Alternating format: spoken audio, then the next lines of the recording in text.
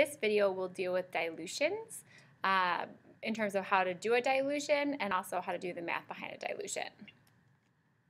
So what does it mean to dilute something? Okay, so far we've talked about concentration. Concentration is really a measure of how much solute there is in total amount of solution.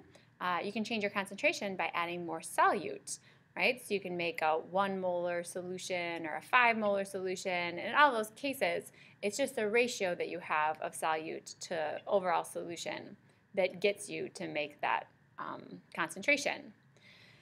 The deal with dilutions is that you already have a concentrated solution, but you want to affect the ratio. You don't want to keep that ratio of solute to total solution what it is at the time. You want to reduce it. Okay? So you reduce the concentration by essentially adding more solvent. You increase the denominator component, which will reduce your overall concentration.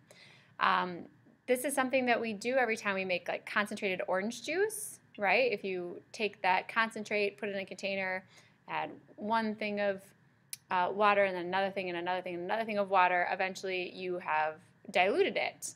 Sometimes dilutions are very obvious. Let's say, for example, that solute is colored. You'll actually decrease the appearance of the color, like in the picture on this screen. So as you get to be more dilute, you have a less concentrated color.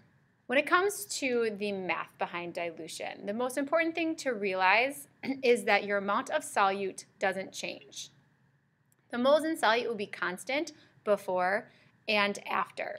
All you're doing is adding more solvent. So you're not affecting the numerator component of your concentration. Okay? The moles is staying exactly the same.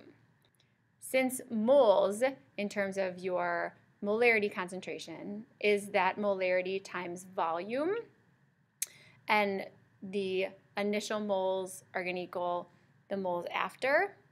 If you know your concentration and volume before, that should be equal to the concentration times volume after, because your mole amount doesn't change. That's the most important thing to continue to remember. Your solute stays in solution and the amount doesn't change. So here's the formula then that is produced by that concept that moles equal mole. Okay, molarity times volume will get you mole.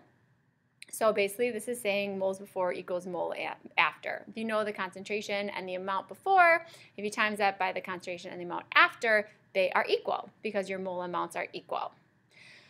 It doesn't matter if you really make M1 and V1 your concentrated and M2, V2 your dilute. It's just a question of grouping the variables correctly. So here's a practice problem to try. There's 2 components to it.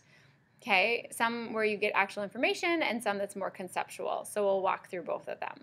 If I read through this problem, it tells me I have concentrated hydrochloric acid, and it tells me information about a solution I want to make. The question is, what is the volume? So one of these 2 volumes is going to be my question mark. And if I read it, it's what is the volume of the 12 molar hydrochloric acid? So my 12 molar is my concentrated solution, and I don't know what volume I'm going to need of that. In the end, I want to make a 3 molar solution that has an overall volume of 100 milliliters. Now, one thing about units in a dilution calculation, your concentration has to be in the same unit and your volume has to be in the same unit. Doesn't matter if it's milliliter or liter, as long as you understand that if it's milliliter here, it's milliliter here. So now you just plug in and solve. M1 V1 equals M2 V2. Multiply those 2 together, divide by 12, and you'll get that the volume you needed is 25 mils. So let's talk about how you do this dilution now. If I had a 12 molar hydrochloric acid sitting there and I want to dilute it down to 100 mils of 3 molar, I need 25 mils of that concentrated solution. In the end, I need a total volume of 100. So to that 25 mils, I will add water. How much water? Well, with dilution, unlike with doing a solution, you can predict exactly how much water you need. Your solute is already dissolved here, so adding more water isn't going to affect the space the solute takes up. So to get to 100, you will absolutely add 75 mils of water to this to get to that final volume. So to do a dilution, what comes out of your equation always right here, this is your amount of solution, right? This is your amount of solution here when it has to do with a volume. To get to an overall new volume, you're going to add water to that in order to accomplish your dilution.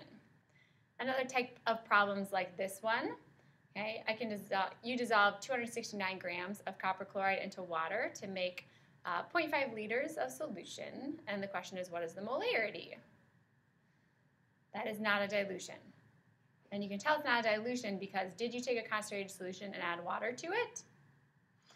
No, instead you took a solid solute and add water to it. You dissolved it, and in the process of dissolving, you make a solution. This is just a concentration problem, same as we had been doing, okay? Same as we did in the video before. So if I want to know what the molarity is of my solution, molarity is moles per liter, okay? I'm given liters, so I'm done with that one. I don't have moles, but I have grams, and you should know if you have grams, you can get mole using molar mass. So using molar mass, you go gram to mole. I got 2 moles, so that becomes my numerator. If I divide that, I'll get that the concentration of the solution I just made is 4. Okay. Now, the second problem is that from this, I'm going to make a 1 liter solution that's 0.25 molar instead. So I have a concentrated solution. I'm going to dilute it. Okay, how many liters of the concentrated solution do I need? So it's the same problem as before. It's just that we started out with an initial step beforehand. The new solution I want to make is 0.25 molar and 1 liter.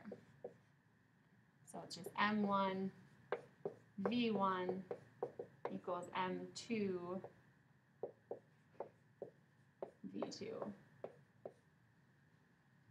You multiply that out, you get that you need a volume, 0.05 liters, and then you'd need to add 0.95 liters to get to that 1 liter of total solution. So this again is always your amount of concentrated solution that you need, or of some kind of solution that you need when you're dealing with a volume and dilution problem.